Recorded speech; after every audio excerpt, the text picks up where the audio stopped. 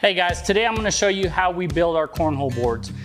We've had a lot of inquiries on how we build them and what materials we use.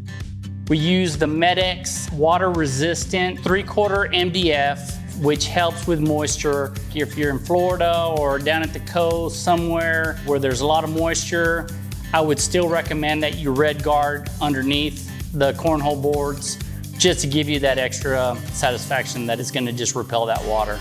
So the cornhole boards that we build, they're 2 foot by 4 foot.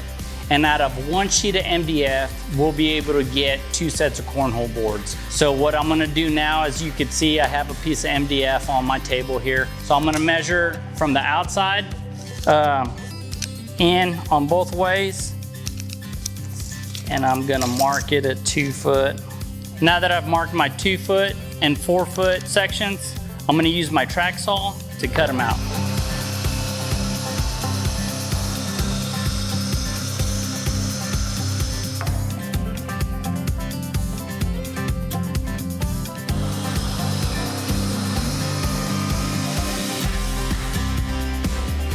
All right guys, now that I've cut the individual boards out of the sheet, now I have to cut the hole. The dimensions that you need is you need a 6-inch hole, and it needs to go 9 inches from the top to the center of the hole and 1 foot from either side to the center of the hole. So there's a couple different ways that you can do this. If you're gonna be doing a lot of cornhole boards, I recommend that you get a jig. You make a jig like you see here. All I did was cut it out of a sheet of plywood, and then I made some guides. So every time I'm using it, I can slide it right over the top of this, and it fits perfect. It's snug, it doesn't move around.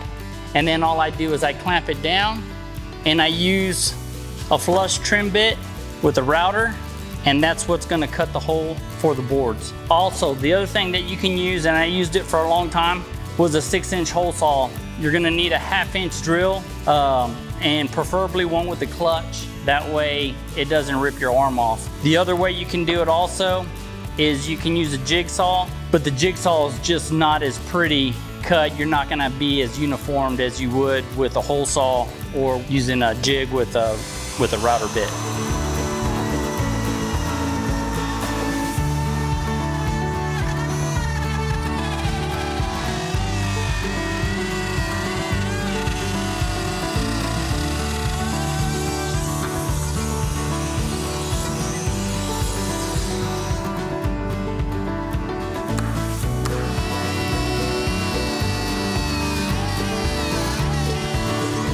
Now that I got the holes cut out, I'm gonna router the top and bottom with a 1/4-inch roundover bit.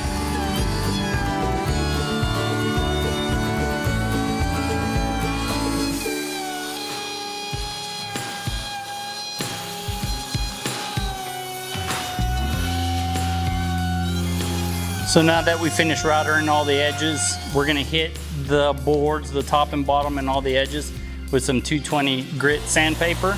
Hope you liked the video. It was short and sweet. Cornhole boards are really easy to make. Please subscribe to our channel. Stay tuned for our part 2 on building the frame. Give us some comments below. If you like the content, give us some thumbs up. And until next time, we'll see you. Adios.